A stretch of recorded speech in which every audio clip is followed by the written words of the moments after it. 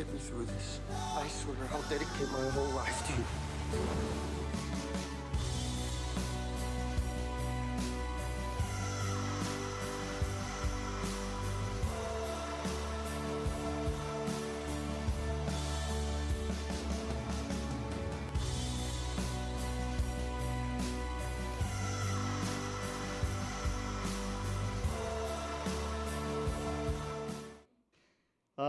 Nós começamos na última semana essa série Invencível. Essa série, para aqueles que não estiveram aqui, ela tem a sua inspiração num livro que fala sobre a vida de Louis Zamperini. E esse livro foi recentemente adaptado para as telas do cinema no último mês de janeiro. Foi lançado no Brasil o filme dirigido e produzido pela Angelina Jolie, com o mesmo nome, Invencível. Agora, se você não conhece absolutamente nada sobre Louis Zamperini, deixa eu colocar você só no contexto do que nós estamos conversando aqui. Louis Zamperini foi filho de uma família de imigrantes italianos nos Estados Unidos. Eles inicialmente moravam na costa oeste dos Estados Unidos, depois costa leste, depois se mudaram para a costa oeste, e ele cresceu, passou boa parte da sua vida numa cidadezinha chamada Torrance, na Califórnia. A sua infância e início de adolescência é altamente caracterizada por confusões e contravenções. Ele, com 10, 11 anos de idade, já tinha problemas com bebida, com roubo, e diante disso, o seu irmão mais velho decide inscrevê-lo na equipe de atletismo da escola, e o irmão passa a treiná-lo. Aí é interessante como o esporte vai dar um novo rumo à vida de Louis Zamperini.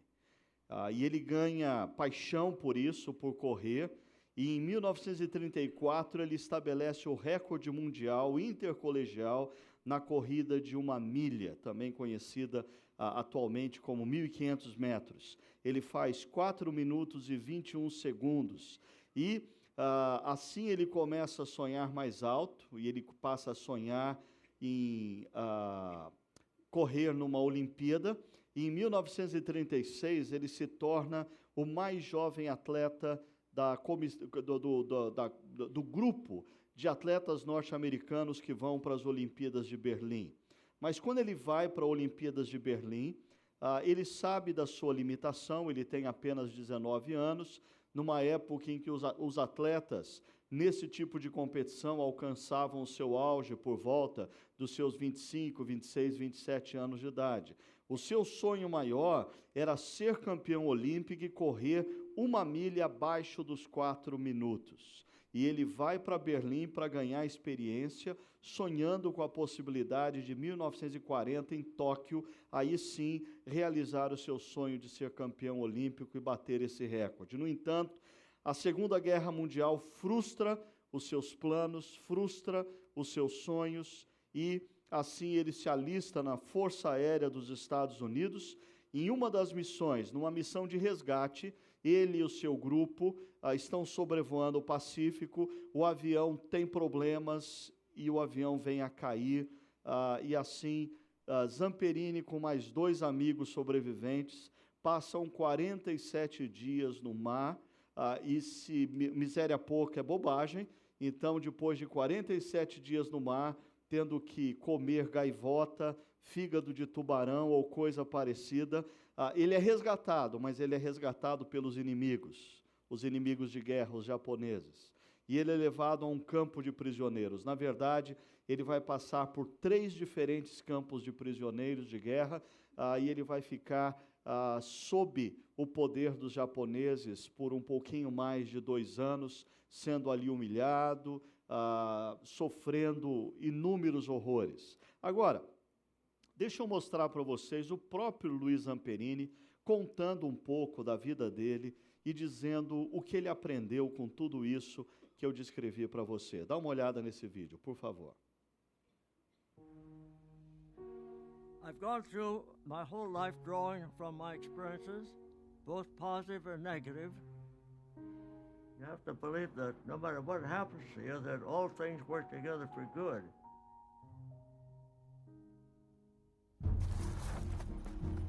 I was rotten. I was a rotten kid. And my excitement came from seeing what I could get away with. And I got a milk bottle and I filled it full of white paint, turned it upside down, let it drain for a day, and it would fill the milk bottle full of wine or beer or whatever. I had a real professional criminal life as a teenager. Come ti permetti? And so then they started talking about what to do with me. Fatti lavare le mani. Mamma sta cucinando. And my brother said, well, we got to get him into some activity. And the chief said, well, we've been chasing him all over town for 3 or 4 years. I should just run him. Come on, Louis! If I didn't start running, I think I'd have ended up in jail. And what a transition it was. It was just unbelievable. So I quit drinking, quit smoking, and started winning races. That's one thing you learn in sports, is you don't give up. You fight to the finish. And that's important in your whole life, in the war too. Everybody brace! The determination to come out first, come out alive. But in prison camp, it's all a different story. Look at me. Because you're a victim, and they can do what they want. Don't look at me.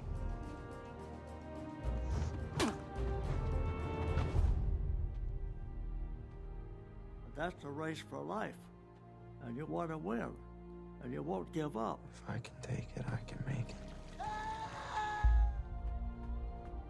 That's important for everybody in all walks of life, is to persevere. Don't give up, don't give in.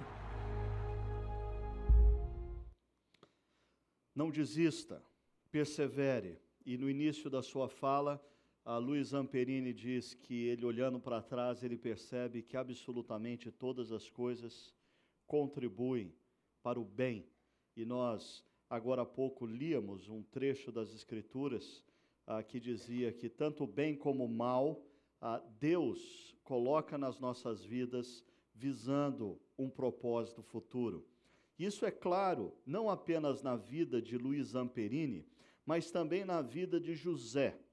José, aquele jovem hebreu, que nós encontramos a história dele lá em Gênesis, esse jovem hebreu que com 17 anos de idade é vendido como escravo pelos seus próprios irmãos, e mais tarde, depois de sofrer, de passar inúmeras situações, ele se torna o governador do Egito.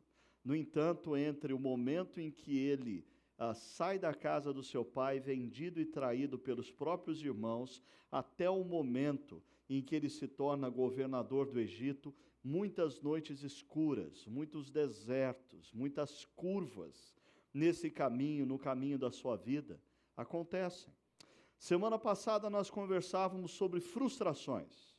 Diante das frustrações, mas debaixo do constante amor de Deus, o que nós aprendemos tanto com a vida de Luiz Zamperini como com a vida de José?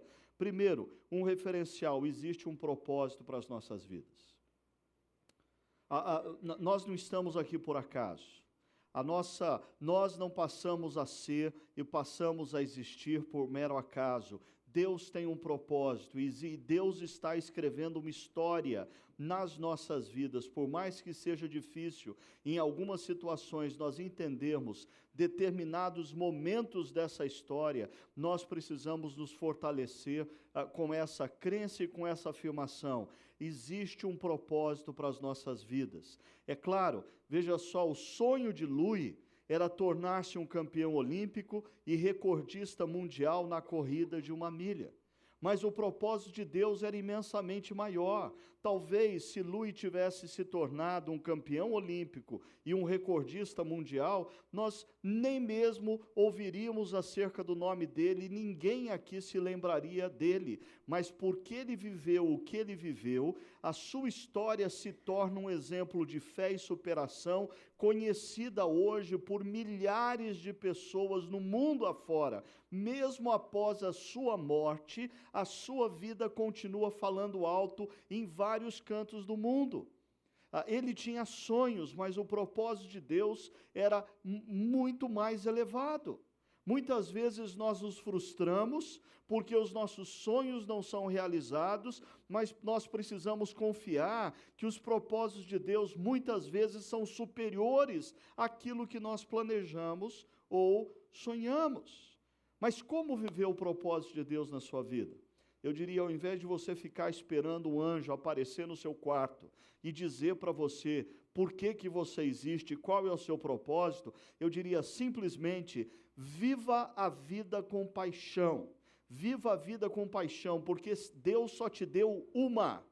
E Ele só vai te dar uma, por mais que digam o contrário por aí. A Bíblia diz que ao homem ou à mulher compete viver uma só vez. E depois disso vem o juízo, por isso aproveite. Viva a vida com paixão, pare de se apegar a picuinhas.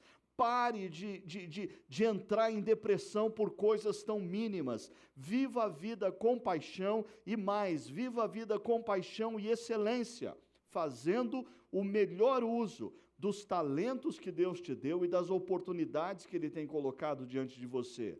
Deus te deu talentos, Deus tem colocado diante de você oportunidades. Viva esses talentos e essas oportunidades com paixão e excelência, a fim de que Deus seja glorificado em sua vida e história. Viver a vida com paixão e excelência, fazendo o bom uso dos talentos e oportunidades, a consequência é o cumprimento do propósito de Deus. Agora, uma segunda coisa que nós vimos na semana passada é acerca de uma constatação: o caminho de Deus não é linear. O caminho de Deus não é linear. Nas nossas vidas existem sim noites escuras. Nas nossas histórias existem sim momentos de deserto. Na nossa trajetória de vida existem momentos em que a vida faz curvas e curvas muito fechadas, e nós somos levados às vezes a desconfiar se Deus de fato está no controle da situação. Mas quando nós vemos a vida de José, esse jovem que estava no Egito, a vida de Luiz Zamperini, nós chegamos a essa constatação: o caminho de Deus não é linear. Existem sim desertos, noites escuras e curvas que pertencem às nossas histórias. E por fim, nós vimos acerca de uma verdade: Deus está conosco ao longo do caminho. Deus está conosco ao longo do caminho. Essa é uma fala que tem sido repetida várias vezes nesse início de ano na nossa comunidade. E eu estava pensando essa semana, eu acho que a gente precisa prestar atenção nisso que está sendo dito tantas vezes. Eu acho que Deus está querendo deixar claro para nós alguma coisa. Não importa quão escura seja a noite, não importa quão árido seja o deserto, não importa o tamanho das adversidades, não importa o tamanho das frustrações, o ponto diferencial é a nossa certeza de que Deus está conosco. Ainda que eu passe pelo vale da sombra da morte, não temerei mal algum. Por quê? Porque o Senhor está comigo. O Senhor está comigo. Hoje, eu queria conversar um pouco com vocês sobre adversidades. Como que Luiz Zamperini lida quando ele se depara com adversidades, como José, esse jovem vendido como escravo no Egito, como ele lida diante das adversidades, mas debaixo do constante amor de Deus. Indo para a vida de Luiz Zamperini, quais são as adversidades que ele enfrenta? A própria Segunda Guerra Mundial é uma grande adversidade. A guerra frustra Zamperini nos seus sonhos, rouba de Zamperini a juventude. A guerra traz dificuldades para ele, para sua família e para tantos outros da sua geração. No contexto da guerra, ele como soldado, uma fatalidade, a queda do seu avião é uma adversidade.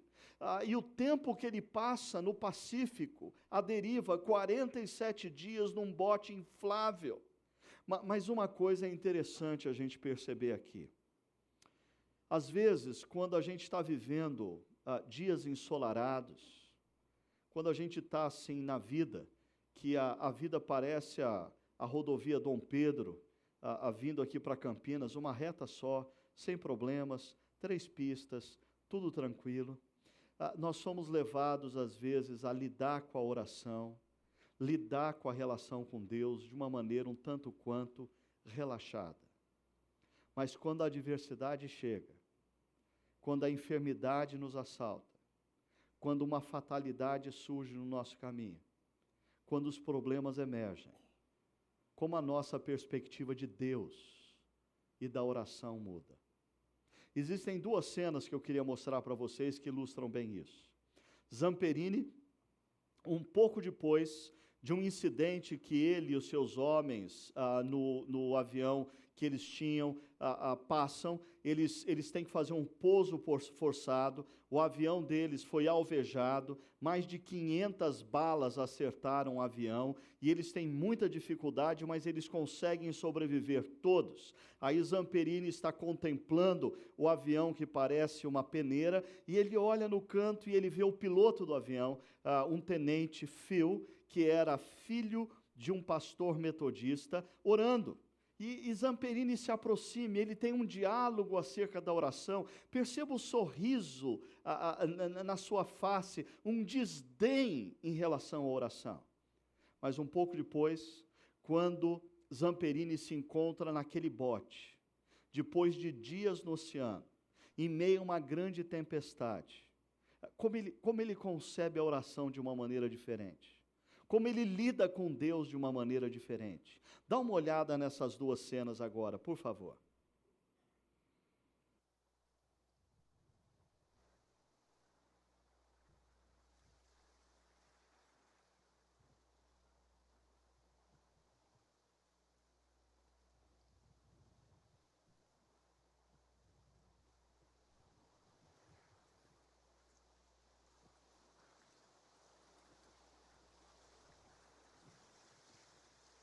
Now you're praying?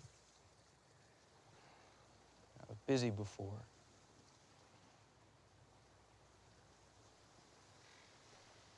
My mother does that sometimes. Yeah, a lot of people do this.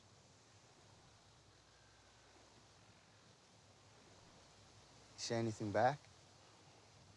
Yeah, What? he says my bombardier's a dope.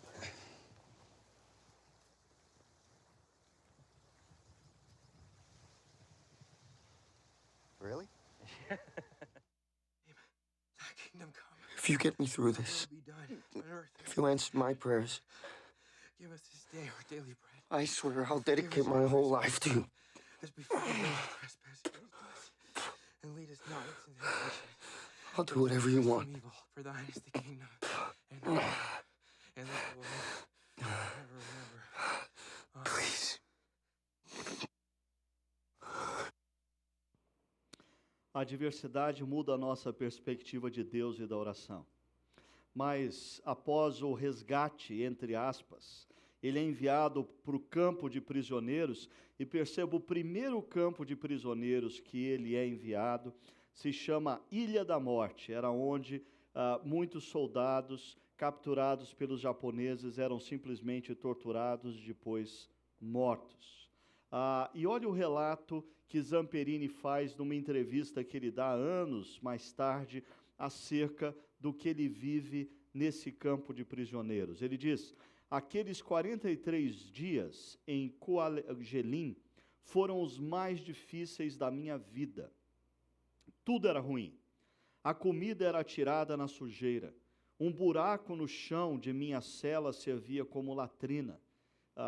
E minha cabeça ficava perto daquele buraco a noite toda. Havia piolhos, pulgas, insetos por todo lado. Eu rezava para voltar no tempo, para ficar à deriva no mar.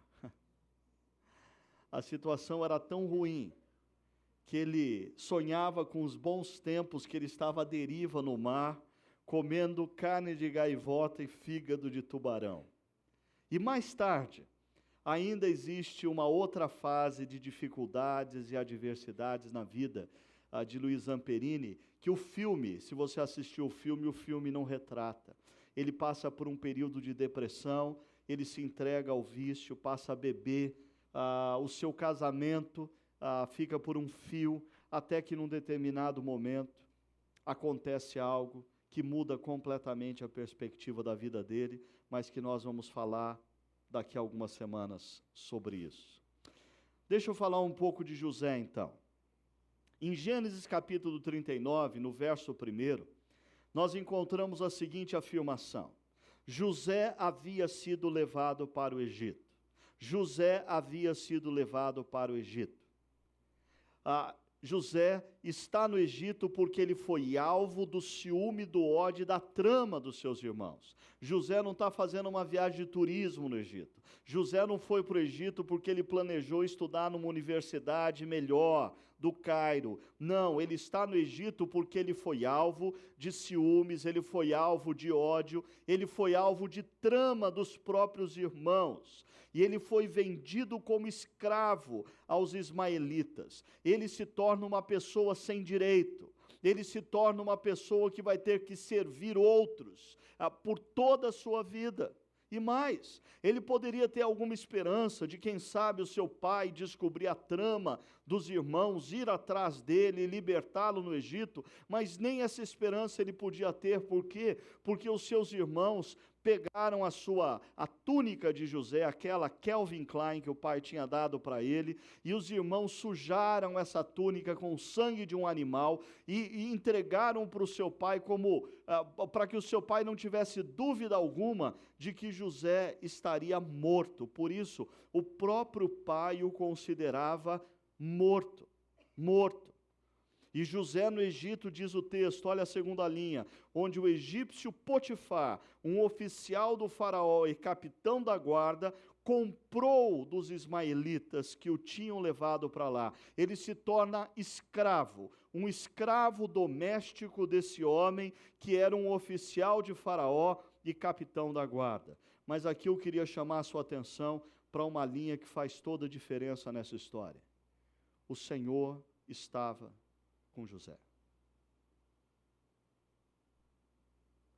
Ele é enviado ao Egito como escravo, ele é alvo de ódio, de ciúme, de trama dos seus irmãos, ele olha ao redor e não tem esperança de que essa situação possa mudar, ele não tem perspectiva nenhuma no horizonte da vida, mas uma frase surge nessa história que faz toda a diferença: o Senhor estava com José. O Senhor estava com José. Ainda que eu passe pelo vale da sombra da morte, não temerei mal algum. Por quê? Porque o Senhor está comigo. Isso faz toda a diferença. Olha o que o texto diz: de modo que este, José, prosperou e passou a morar na casa do seu senhor egípcio. A primeira lição que eu queria tirar com vocês nessa noite, mais uma vez, diz respeito à presença de Deus. É um fator diferencial em toda a história de José, em toda a história de Zamperini, em toda a história que é contada. Zamperini não tem consciência da presença de Deus.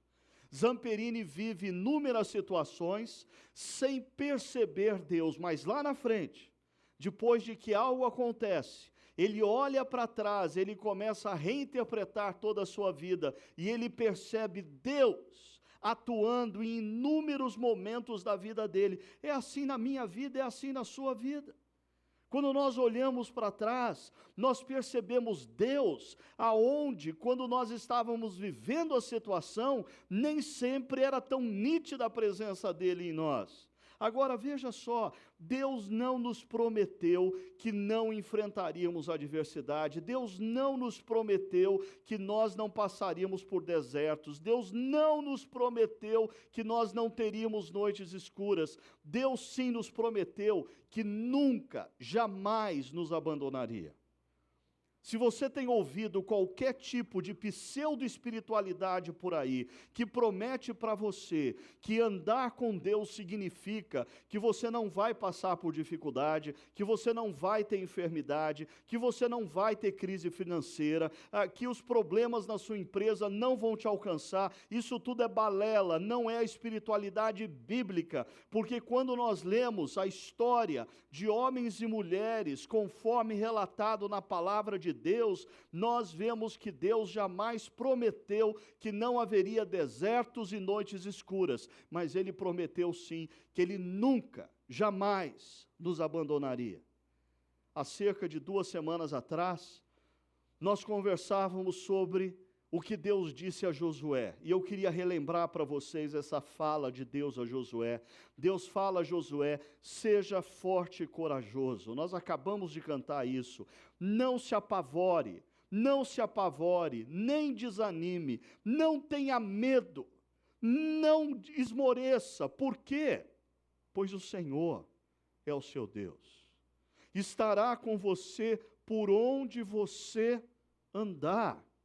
E isso faz toda diferença na vida de José, na vida de Zamperini, na minha vida e na sua vida. Creia nisso. Mas continuando a história de José, diz assim o texto a partir do verso 3. Quando este, Potifar, aquele oficial de Faraó, percebeu que o Senhor estava com ele, José, e que o fazia prosperar em tudo o que realizava, agradou-se de José e tornou-o administrador de seus bens. José não deixou de ser escravo, mas passou a ser um mordomo que administrava os bens do seu senhor. Potifar deixou ao seu cuidado a sua casa e toda a manutenção da casa, a sua conta bancária e todos os seus investimentos, e lhe confiou tudo o que possuía, os carros, os cavalos e tudo mais, ficou sob os cuidados de José.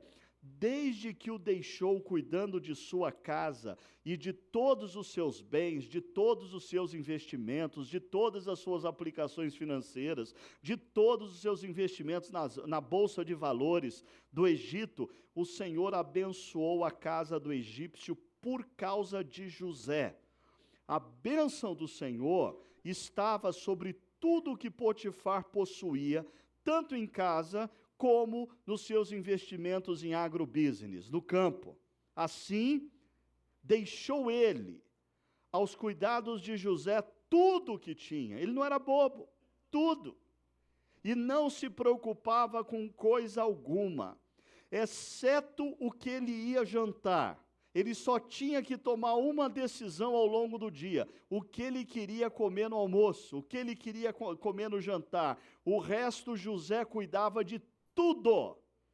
José é uma espécie de sonho de consumo de muitos de nós aqui. Todos nós gostaríamos de ter um José.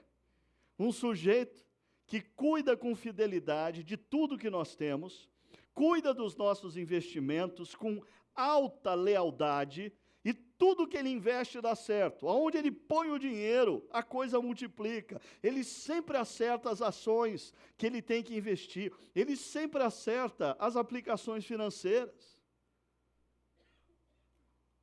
A segunda lição que eu queria tirar essa noite com vocês é acerca de bênção e responsabilidade. Entre bênção e responsabilidade existe a intersecção da superação. Porque muitas vezes, em meio à adversidade, pessoas vivem o extremo. Em meio às adversidades, às vezes pessoas dizem: não, eu confio em Deus, eu estou orando, eu estou jejuando, mas o sujeito está desempregado, não procura emprego, o sujeito perdeu 3 empregos nos últimos 3 anos e ele não procura se reavaliar o que está acontecendo, o que ele precisa fazer melhor. Ele continua orando, confiando em Deus, mas não faz a parte dele. Não faz a parte dele. Existe outro extremo. Aquele que diz confiar em Deus, mas vive como se tudo dependesse apenas dele. É ansioso, não segue as orientações de Deus, está sempre se precipitando e tomando decisões que vão levando ele de mal a pior. E o texto nos mostra que a bênção de Deus estava sobre José. No entanto, a bênção de Deus estava sobre tudo o que José fazia. José tinha uma participação nesse negócio. José era altamente responsável com as oportunidades e os talentos que Deus estava colocando diante dele. Na vida, nós temos sim a presença de Deus, que é sinônimo de bênção. Mas nós somos responsáveis em usar o que Deus nos deu, os talentos e as oportunidades, com dedicação e excelência. E a vida de José prospera no Egito, porque José claramente é um sujeito que o que ele tem nas mãos, ele procura fazer bem. Não importa se é pouca coisa, não importa se ele é um escravo doméstico, o que é confiado a ele, ele faz bem. Mais tarde, não importa se ele é auxiliar do carcereiro, o que é colocado nas mãos dele, ele faz com excelência. Tem gente que passa por dificuldades, tem gente que enfrenta a crise, mas continua achando que merece sempre melhores oportunidades e nunca vive o que tem diante de si com dedicação e com excelência. A palavra de Deus fala que nós devemos olhar o pouco como a oportunidade de demonstrarmos toda a nossa fidelidade, toda a nossa dedicação. E aquele que é fiel no pouco, sobre o muito, o colocarei. Essa é a promessa. Deixa eu mostrar para vocês uma situação na vida de Luiz Zamperini, que me mostra que ele tinha esse mesmo perfil que a gente vê em José.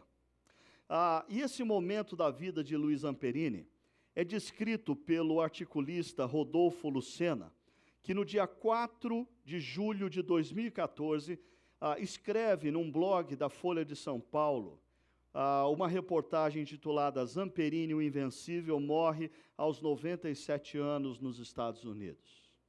E ele descreve aqui uma situação interessante. Não leia ainda não, espera um pouquinho, olha aqui. Final dos 5.000 metros das Olimpíadas de 1936, em Berlim.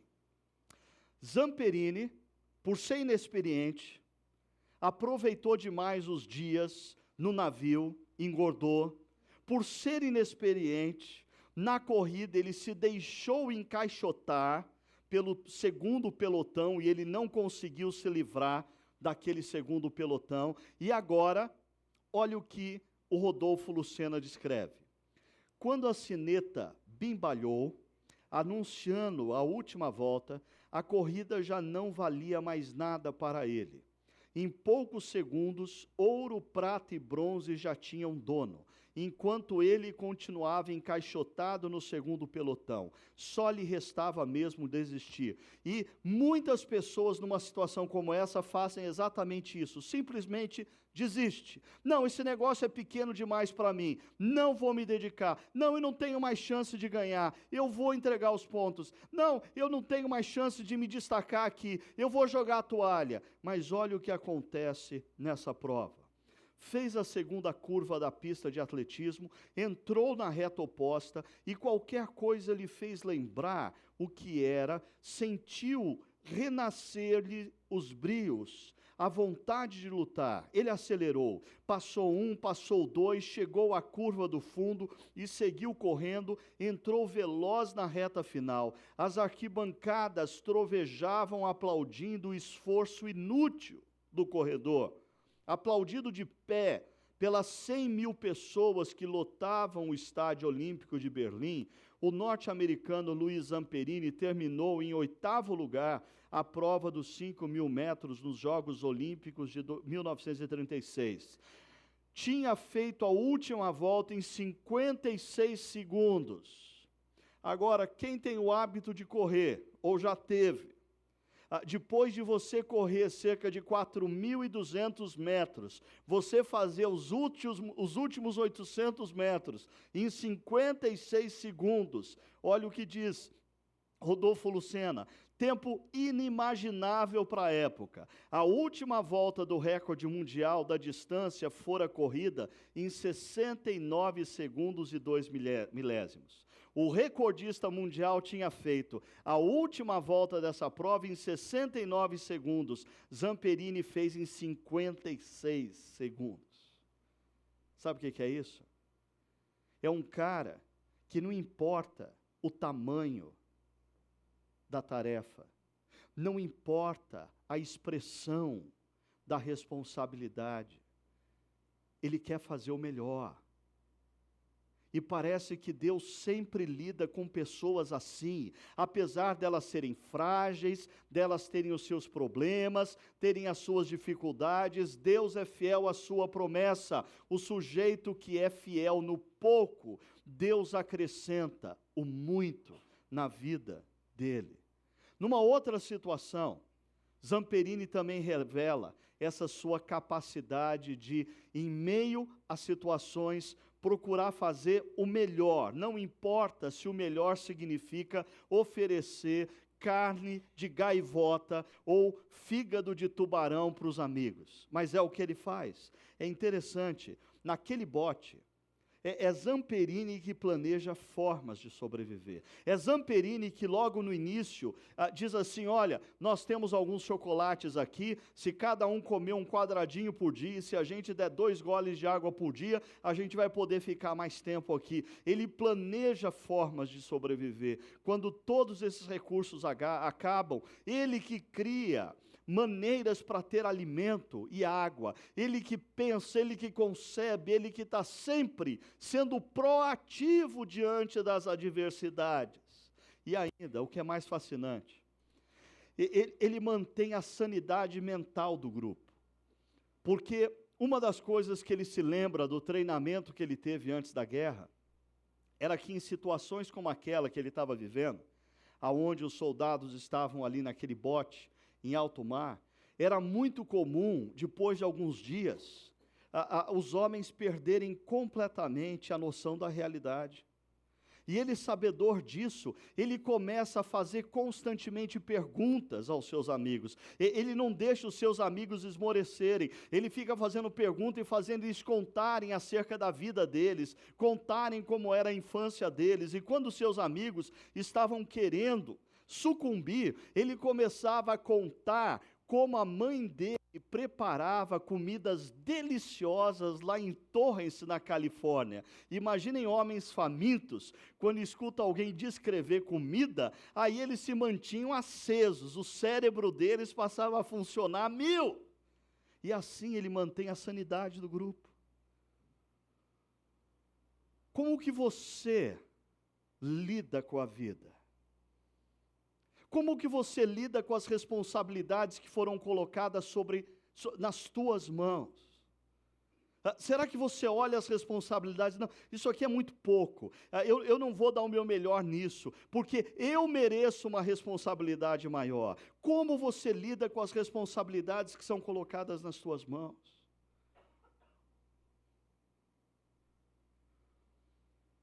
Voltando à vida de José, o texto continua dizendo, José era atraente e de boa aparência. E depois de certo tempo, a mulher do seu senhor começou a cobiçá-lo e o convidou. Venha, deite-se comigo, não tem ninguém olhando. Meu marido não está em casa, os funcionários não estão por aqui.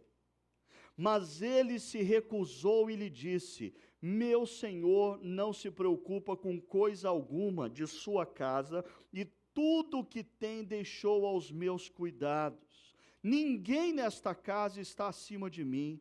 Ele nada me negou, a não ser a senhora, porque é a mulher dele. Como poderia eu, então, cometer algo tão perverso e pecar contra Deus? Assim, embora ela insistisse com José dia após dia, essa não é uma tentativa, são inúmeras tentativas, essa mulher era insistente. Ele se recusava a deitar-se com ela, e mais, evitava ficar perto dela. O que isso nos ensina? Isso, para mim, nos fala sobre lealdade e fidelidade. Porque em tempos de adversidade, a pressão aumenta. Em tempos de adversidade, a temperatura sobe. Em tempos de adversidade, você enfrenta situações em que as fendas do seu caráter podem se dilatar e você pode ceder. Quando a sua empresa está passando por dificuldade, e surge uma negociata que pode te tirar dessa dificuldade, ou quando você está fazendo uma cotação lá na sua empresa, e surge um vendedor que te oferece uma ajudinha por fora, ou mesmo quando o seu casamento está passando por uma dificuldade, e tem uma moça elegante, ou um rapaz jovem, bonito, dando em cima de você, o que acontece? Eu não creio que as adversidades mudam o nosso caráter. O que eu creio é que a adversidade aumenta a temperatura da vida, a adversidade aumenta a pressão, e em áreas que nós temos pequenas fendas, essas fendas podem se dilatar e aflorar as nossas fraquezas. José demonstra lealdade para com o seu chefe, lealdade para com aquele que confiou nele. José diz para aquela mulher: eu não posso fazer isso. O seu marido me confiou todas as coisas desta casa, ele confia plenamente em mim, como eu vou fazer um negócio desse com ele? Lealdade. Lealdade para com a sua esposa, lealdade para com o seu marido, lealdade para com o seu chefe, lealdade para com o líder da sua equipe, lealdade para com o seu funcionário, lealdade. Não importa o tamanho da adversidade, se Deus está com você, Ele está te sustentando, Ele está nutrindo você de forças para te manter leal àqueles que te cercam. Não ceda. Mas mais do que isso, José não apenas é leal para com Potifar, como ele é fiel para com Deus. Essa frase do verso 9 me chama a atenção. José diz para aquela mulher: como poderia eu então cometer algo tão perverso e pecar contra Deus? Gente, existem situações na vida que o seu chefe não está olhando você, que a sua esposa não está te vendo, que o seu marido não te vê, que os teus pais não têm os olhos sobre você, que ninguém está te vendo, ninguém. Não, o Deus soberano tem os olhos sobre você, porque Ele está com você. E José parece ter essa tremenda consciência, que ser desleal naquele momento, mais do que ferir a confiança de Potifar, era quebrar a fidelidade com um Deus que tudo vê e tudo conhece. Que consciência!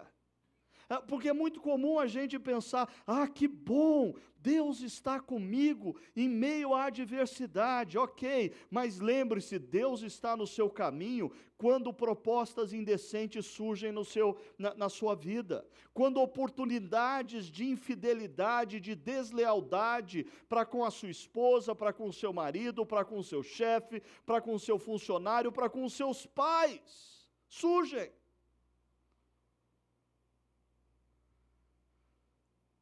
E o verso 10 diz assim: embora ela insistisse com José dia após dia, ele se recusava a deitar-se com ela. Por favor, observe a parte em negrito. E evitava ficar perto dela. Evitava ficar perto dela. Se existe uma situação que me coloque em risco de ser desleal, eu não tenho que brincar com essa situação, eu não tenho que flertar com essa situação, eu tenho que me manter longe dessa situação. Se existe uma situação que coloque em risco a minha lealdade à minha esposa, eu tenho que sair fora dessa situação. Se existe uma situação que coloque em risco a minha lealdade para com o meu marido, é melhor que eu perca aquele emprego, é melhor que eu peça a conta e tenha prejuízo financeiro, profissional, mas evite aquela situação. Se existe uma situação que coloque em xeque a minha lealdade para com os meus pais, jovens, você que deseja sim, num mundo que te pressiona a banalizar a sexualidade, mas você quer se manter sim, justo nessa área, e você quer se guardar para a pessoa que vai ser o seu marido, a sua esposa, você tem que evitar situações que colocam em risco a sua fidelidade a Deus. Não importa se ninguém está olhando, não importa que os seus pais não estejam olhando, o Deus que tudo vê está com você. E você precisa se manter fiel, em primeiro lugar, a Ele.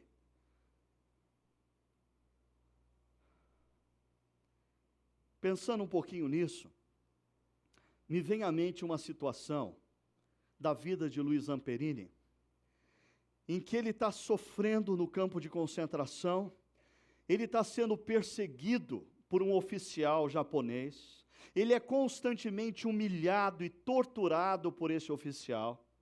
De repente, um grupo da inteligência japonesa o convida para ir para um determinado lugar e lhe faz uma proposta. Eles o levam num hotel, ele vê alguns oficiais norte-americanos, bem vestidos, limpinhos, tomando café da manhã no hotel, com bacon, com ovos, com pãezinhos, com suco de laranja, tudo bonitinho.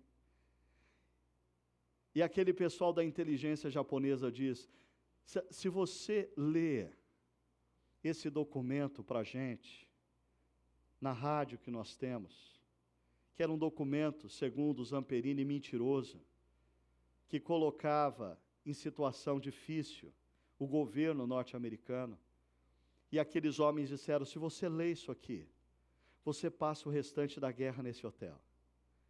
Você vai ter café da manhã todo dia. Você não vai ter latrina na tua cabeça na prisão. Você vai dormir numa cama confortável. Você não vai ter que comer pedaços de bolo de arroz jogado no chão no meio da lama. Você vai poder tomar café da manhã todo dia nesse hotel. O que Zamperini faz? Ele diz, não. Não.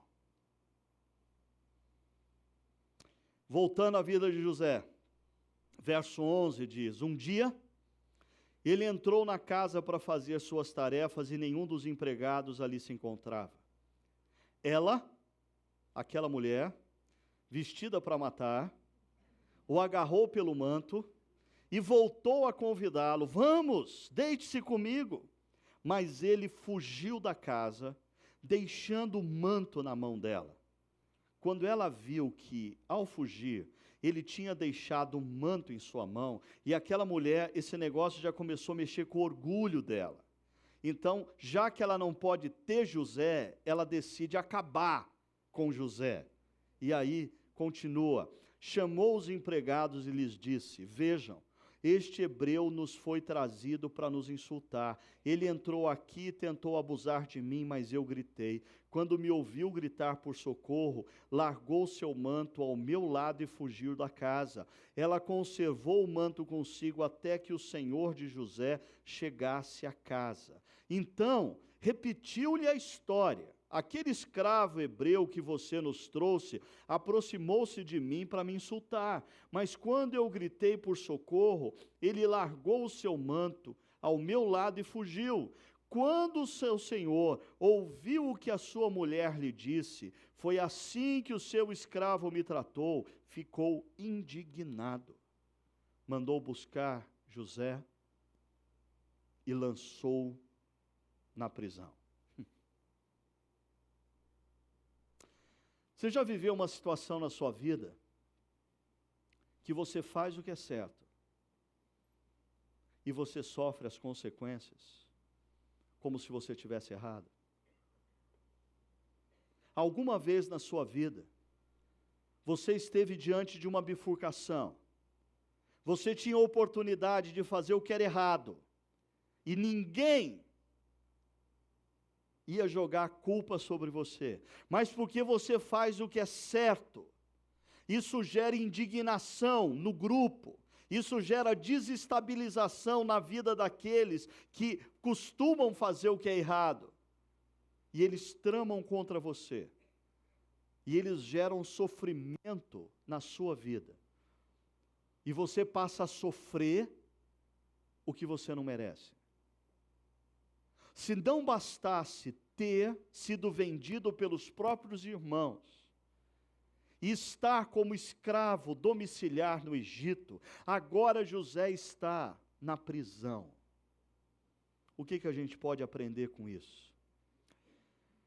Que a injustiça é uma poderosa arma que sabota a nossa confiança. E você precisa tomar cuidado quando você estiver diante da injustiça.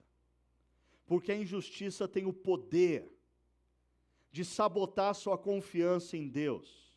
Tem o poder de sabotar sua confiança de que Deus tem caráter. Quantas vezes, quando você enfrenta uma situação de injustiça, você não escuta aquela voz que diz assim para você: e o seu Deus, onde está?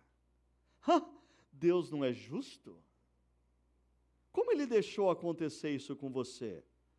Quantas histórias eu não conheço na minha caminhada como pastor, de pessoas que tomaram uma decisão de seguir a Jesus de uma maneira certa, tomaram uma decisão de honrar a Deus com as suas vidas, decidiram investir parte do seu dinheiro no reino de Deus e logo em seguida acontecem situações desastrosas nos seus negócios, nas suas vidas, nas suas finanças, e elas passam a ouvir essa voz que diz: ué, e o seu Deus? Ele não é justo? Como pode um Deus justo deixar você sofrer agora? Você fez o que era certo, você tomou as decisões corretas. Aonde está Deus? José fez o que era certo, se tornou alvo de uma trama e agora sofre pelo que não fez. O que dizer sobre isso?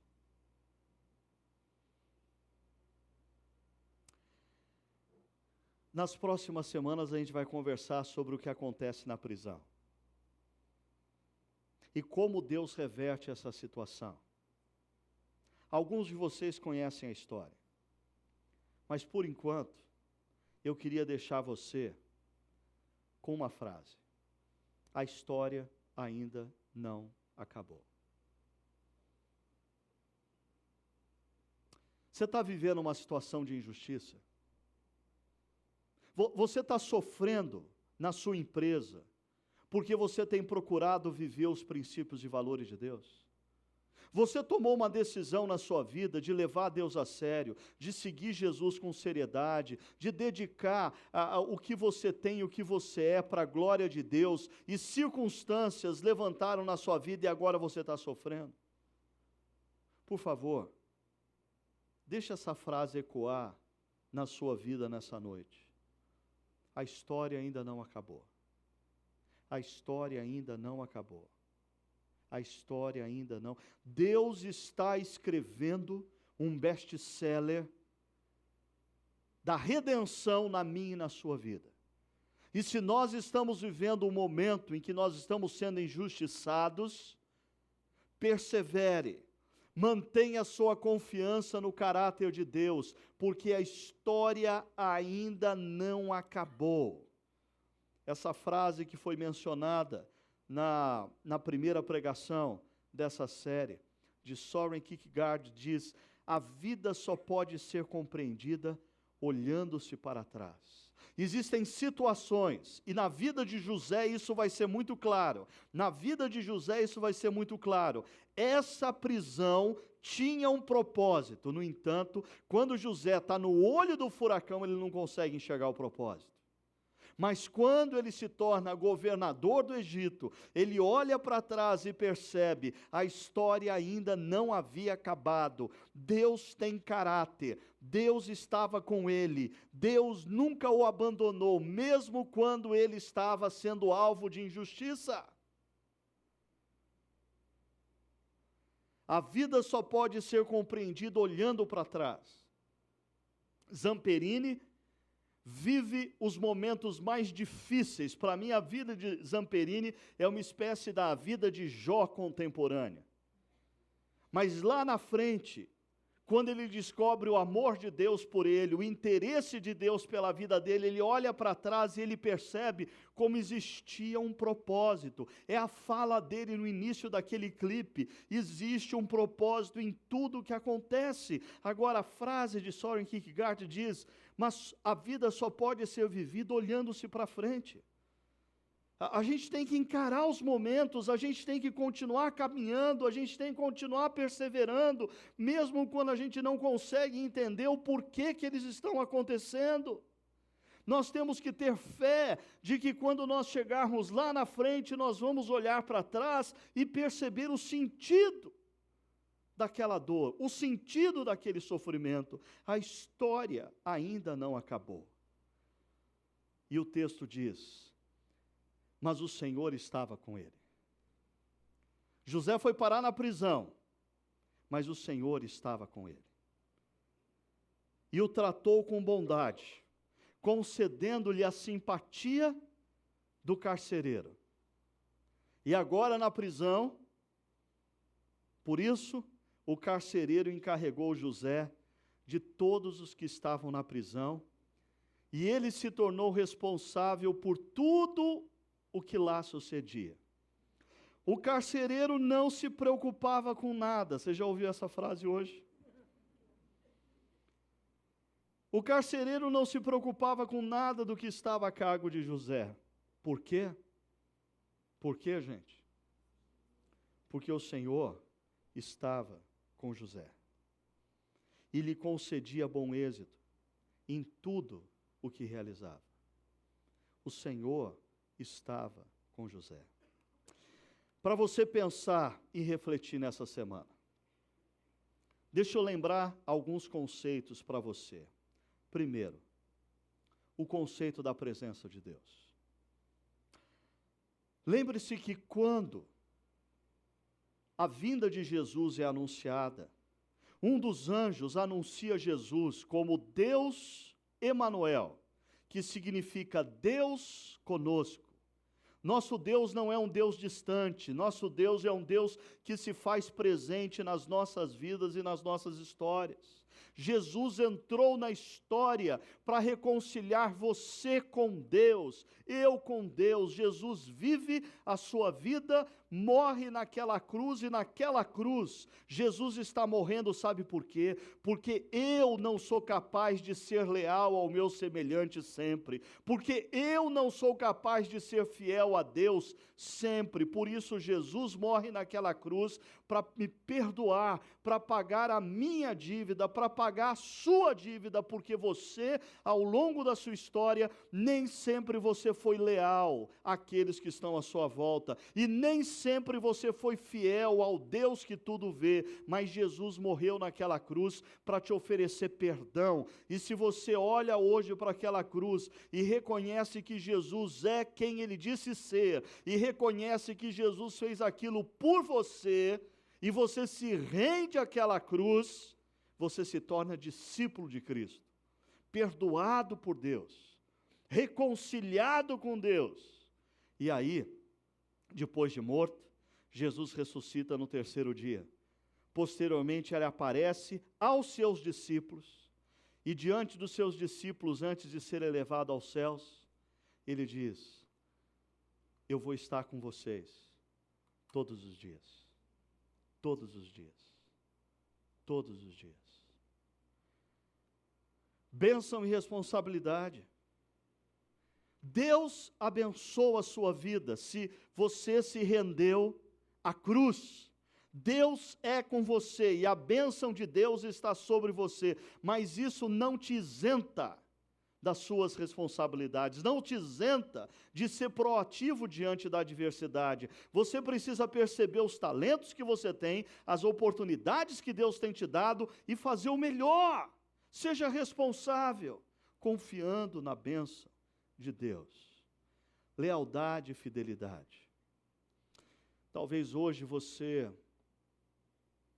precise olhar para a sua história e reconhecer que você não foi leal. Você não foi leal a alguém que confiou em você. Talvez o teu patrão. Talvez você não foi leal ao seu funcionário, pagando o que você deveria ter pago a ele. Talvez você não foi leal ao seu cônjuge. Talvez em algum momento você não foi leal aos seus pais. Você precisa se aproximar de Deus e pedir perdão por isso. Porque ao não ser leal para com eles, você não foi fiel para com Deus, que tudo vê. Talvez esses que foram alvo da sua deslealdade não viram e nem têm consciência da sua deslealdade, mas o Deus que tudo vê, tem. Se aproxime de Deus, se aproxime da cruz, reconheça que o que aconteceu naquela cruz, aconteceu para que você hoje tivesse perdão. Reconheça que o que aconteceu naquela cruz aconteceu para você sair daqui hoje, vivendo uma nova experiência, depois de perdoado por Deus. E por fim, se você está aqui e você vive um momento em que você se sente injustiçado, injustiçado por outros, ou talvez você tomou a decisão de viver com Deus uma vida séria e as adversidades vieram sobre a sua vida e você diz: Deus, por quê? Eu queria que você ouvisse uma voz que vem dos céus hoje e diz a você: meu filho, minha filha, não temas, não desanimes, eu sou com você. A história ainda não acabou. A história ainda não acabou. Que tal você fechar os seus olhos e ter esse momento agora na presença de Deus?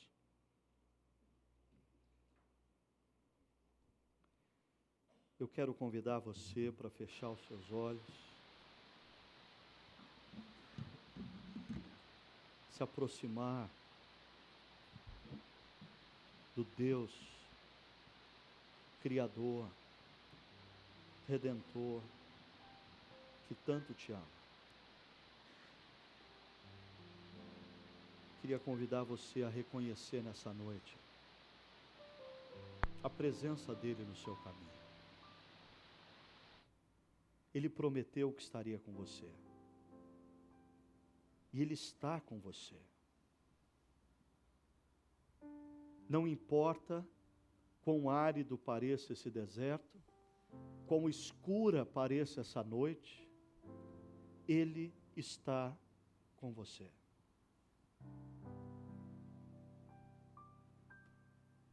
Peça a ele a sabedoria, para você perceber o que você deve fazer nessa situação. O que é sua responsabilidade. Usando o que Ele tem te dado e as oportunidades que Ele tem colocado diante de você, com dedicação e com excelência.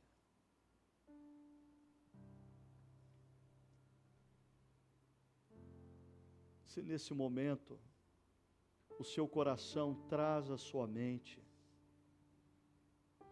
situações em que você faltou com a lealdade e, consequentemente, foi infiel a esse Deus que tanto te ama. Não carregue essa culpa, não. Coloque nesse momento essa culpa aos pés da cruz. Se aproxime da cruz. Se aproprie do perdão que Deus te oferece.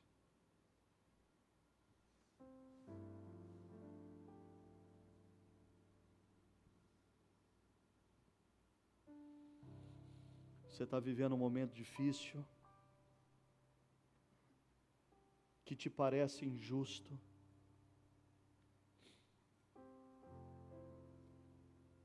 Eu convido você a ouvir a voz que vem dos céus dizendo: meu filho, minha filha, não desanime,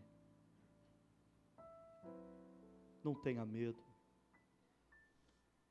eu sou com você. A história ainda não acabou. A história ainda não acabou. A história ainda não acabou.